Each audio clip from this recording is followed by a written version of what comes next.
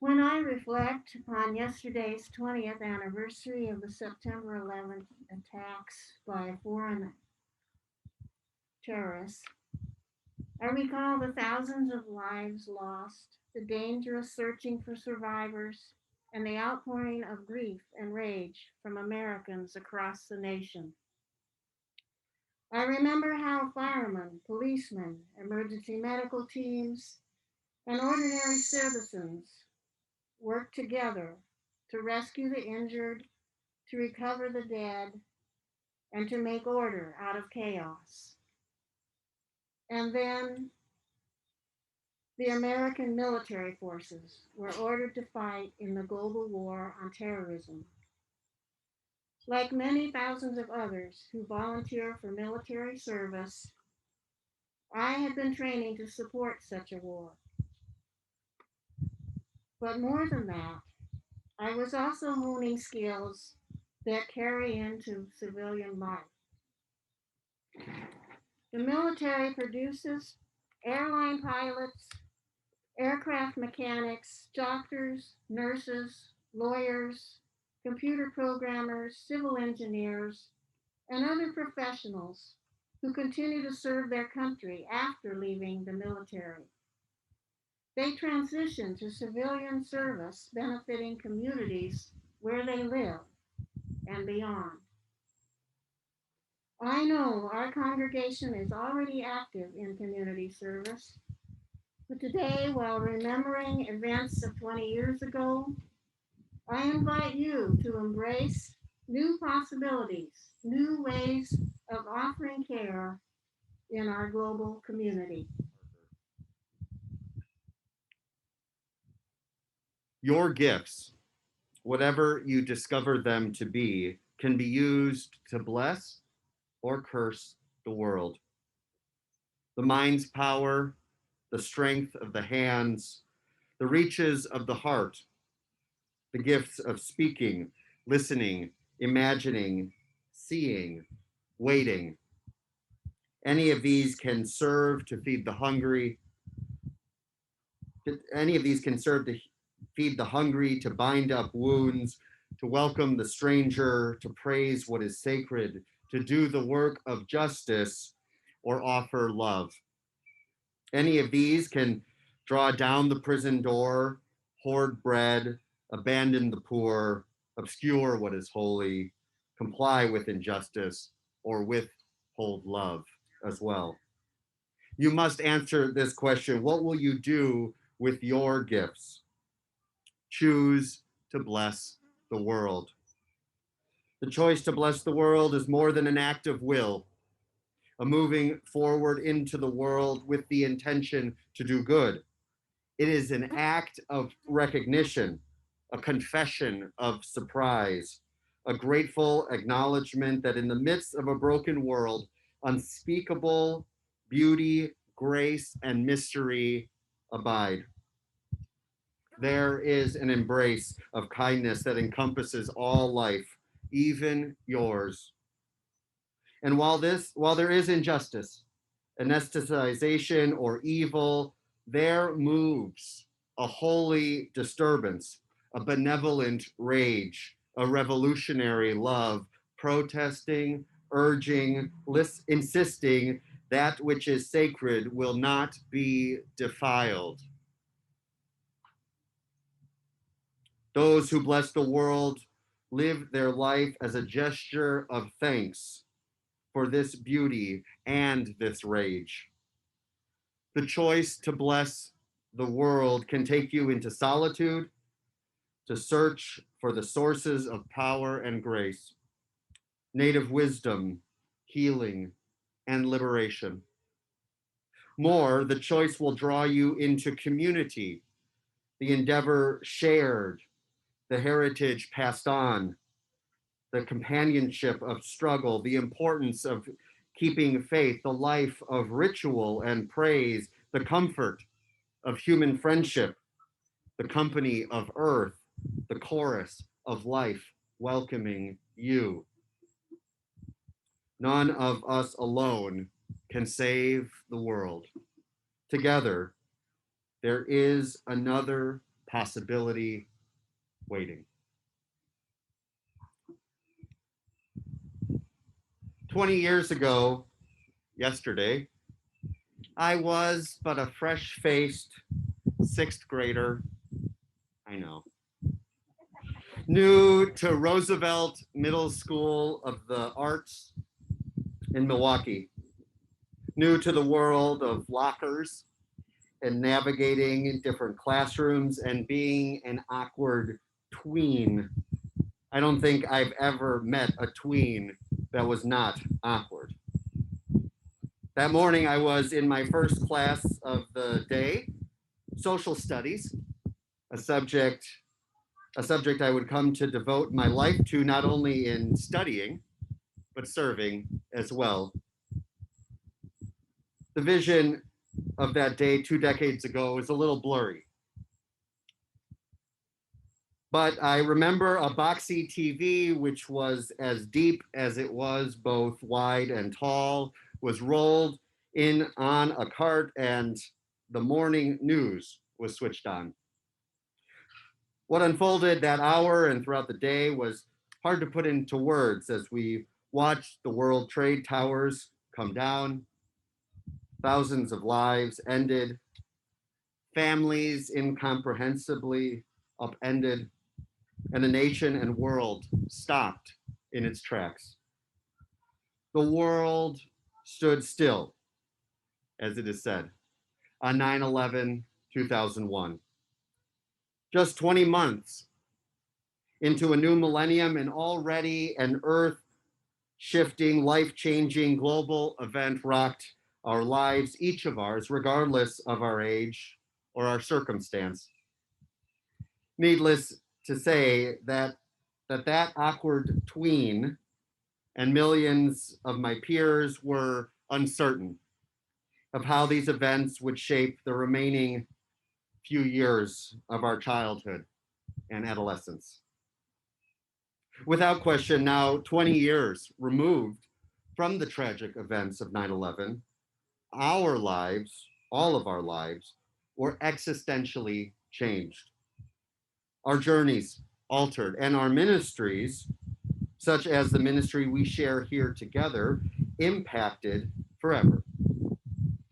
I was not an ordained minister in 2001, and so I don't know exactly how ministries and congregations were responding in the aftermath of this critical time, but I imagine that there was an understanding, that pause, that gathering together, that trying to make sense of what was happening, to try to understand how to respond in love, was something all of our congregations were doing to a certain extent. Together, now here, 20 years later, I know that we continue to have a local and global focus for our ministries, recognizing, of course, that we are not an island. As beautiful as this property is, we are not an island. We are not otherworldly, but deeply woven in an interdependent web of existence, which we are a part of that global community, not separate from it, not apart from it, a part of it. And that distinction matters. We engage our ministries within this world and have a principled stance in striving to further our goal of being a global community rooted in peace, liberty, and justice for all. We support global causes related to equity and justice. We lift up our sixth principle about the global community. We raise funds and send groups to participate in service trips. And together we name our ministry is not for us alone. We name our ministry is not for us alone. 20 years ago, immediately following the events of 9/11, I am sure I was not the first one to have a less than rosy outlook on the state of the world. I remember sitting with a neighbor kid outdoor. He was a couple of years younger than me, reflecting on what we had experienced. We lit a candle, I remember, a red pillar candle. We sat, sometimes in silence, sometimes offering a passing comment. I don't recall the whole conversation, but I do remember my very human response, saying at one point, I think this is paraphrasing probably, I don't know what's going to happen, but I can tell you this, sixth grader, I can tell you this, you don't mess with America, I remember saying. We will get whoever did this, they will pay. Awkward. But also very human. So much for being an awkward tween or a self-absorbed child. 9/11 threw me and a generation of people, all of us, in a way, into the grim realities of adulthood, sobriety of adulthood in the 21st century.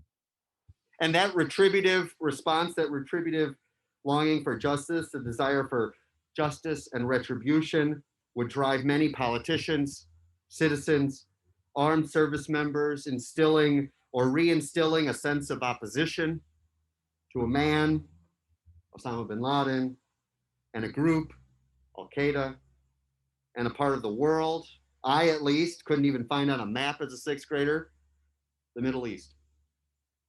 For some, this opposition or concern extended to another group that many people, perhaps more in the Midwest, had few encounters with, Muslims. And the events of 9/11 and the subsequent wars in Iraq and Afghanistan have fractured our tenderly tentacled world. And of course, we are still grappling with this 20 years later. In recent months, the long saga that dates back to not only 9/11, but decades prior, our global community has now been faced with another emergency, which is the Afghan refugee crisis. With the end of military involvement of the United States in Afghanistan, the country has seen a massive exodus of women, children, and men frantically seeking to leave and seek safe haven beyond their borders. Tens of thousands of refugees have come to the United States, and even up to 5,000 may be temporarily housed and served at Camp Atterbury, just 20 minutes or so from where we are this morning. 5,000. This crisis we face this September 12th feels different. Feels a little different than the one we faced 20 years ago. Today, the emergency, or said differently, that which is emergent within us, around us, and beyond us as individuals and as a congregation, is shifting or inviting a shift in our hearts to imagining a different type of world community. A community that knows no boundaries, no borders, not because of military invasion or use of power, but because of humanitarian essentialism. Not because we are going to save people, not because we're going to be the heroes, but rather because we are going to discover our own humanity in service to humanity. Or that our humanity, our wholeness as individuals, as a congregation, as a world, is inextricably linked to the humanity and wholeness, or for that matter, brokenness of the world. What is happening up at Camp Atterbury is nothing short of a humanitarian invitation, an opportunity, a possibility, an opportunity to remember and become human once more, interconnected once more, whole once more. UUCCI member Jennifer Corsi is not here with us this morning. Her family is around here somewhere, but she is not here with us, and she wishes she could be, but her heart called her in a different direction. Jen wrote a reflection about how she spent her day yesterday on the 20th anniversary of 9/11. And gratefully, Sky Nicholson has agreed to share it with all of us this morning. Sky?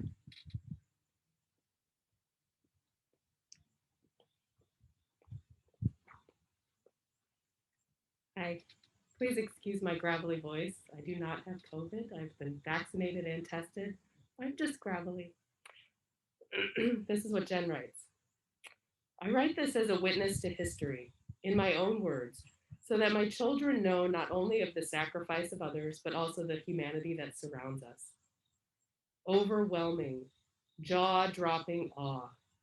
I have never smiled so much on such a heartbreaking day. A question ever present in my mind is how can I serve? What can I do when I am overwhelmed with the big issues and feel so small? When the opportunity was presented to sign up with Team Rubicon, I did not hesitate. After applying and being approved, I showed up yesterday morning. 8 a.m. arrival to the rally point. It's a warehouse. There's a team meeting beginning, and we are surrounded by hundreds of boxes and piles. The newbies, there are 3 of us, get shown around. Some gray shirts, the Team Rubicon term for volunteers, come from out of state and will be staying in the warehouse for the duration or just some of the time. There are at least 21 more days on the mission. I am paired with Charlie, doing intake inventory of donated items. He writes them down and I run them to the right box. This box has 284 bars of soap. There's 2,763 diapers over there. Here, take these pads to that pile and count them. Clothing, that's not my department. I give it to Scarlett or Colleen. While Charlie and I are counting and sorting all non-clothing items, the rest of the team bundle clothing. Boys' shirts, pants, socks, and underwear. Same with girls and men's and women's. The goal is to get 1,000 packages of clothing done by Monday. Yesterday they did a few hundred. There will be 7,000 Afghan refugees, or guests as they are called, on base. People from the community and organizations have been delivering items to us throughout the day. There's the retired doctor, Dr. Tim, who rolls up in his Mini Cooper, packed to the gills with shoes and even food for the volunteers. There's the pastor who brought pants with donations from his congregation. The couple who planned to go on a mission trip but found out the mission was here. People who were here yesterday donated, went shopping today, and came back. The volume of donations is staggering, and it's only Saturday. Charlie and I work for hours. Then the opportunity arises for us to deliver to the base. The Red Cross is setting up a place where each person can go through and grab toiletries, shoes, clothing, prayer mats, toys for kids, etc. The goal is that each person will take only 2 minutes to do this. This is a massive undertaking. As we drive on base, van loaded down, I see the first group of Afghans outside a bunkhouse. This is real, I think. Holy shoot, this is real. As we drive, I see more. Hundreds of families and individuals everywhere. Mothers holding their babies, toddlers playing catch, women sitting on cots that they have set up under trees. So many people. I smile with my eyes and the mask because that's their policy that all volunteers wear them, and I wave. And then I wonder if that's okay to do. Is it culturally appropriate? I have no idea, but I have an urge to connect with so many people. When Charlie and I arrive at the offload site, an Afghan man comes up to us and asks if he could please have an extra set of clothes. He says he has not changed clothing since he left Afghanistan. It's been a week. They have nothing to wear while they do laundry. And by the way, from what I've heard, laundry is a 5-gallon bucket and a scoop of detergent. Maybe. They're still working on a better way. After unloading, we drive back and do it again. This time, Charlie hands me a soccer ball and tells me to toss it out the window to a kid. We see a young boy with a member of our military. I ask if it's okay, and the man says yes. I have never seen a child's face light up like it did then. These children appear so happy, playing in the sunlight. Their clothing from home, some of it the only thing they brought, is stunning and brightly colored. It is windy on the base, so women's scarves and the men's long tunics billow behind them as they walk the streets of the base. Back to the Rally Point warehouse. More sorting, more boxing, more labeling. Not enough pants for little boys. We must get the diapers and wipes to the clinic. What was that count on hairbrushes again?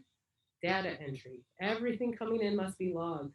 All items taken out need to be accounted for. It's important to have transparency. Team Rubicon ordered us dinner. We ate surrounded by the knowledge that there are people who need clean clothes, soap, baby formula. You don't linger over a meal here. You inhale your food and get back to work. You are surrounded by the needs of 7,000 who are in limbo. I heard there was a baby born yesterday. I heard there are 100 pregnant women on base. One person mentioned that this is an entire generation's Ellis Island. When they grow up and are all over the country, they will tell stories of their arrival to our country, and this will be a part of that story.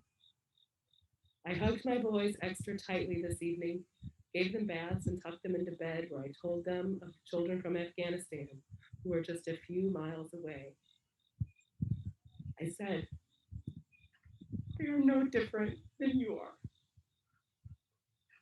I'm writing this at midnight, too wound up to sleep, yet absolutely exhausted. I will be back on base tomorrow at 8 a.m. to do it all over again.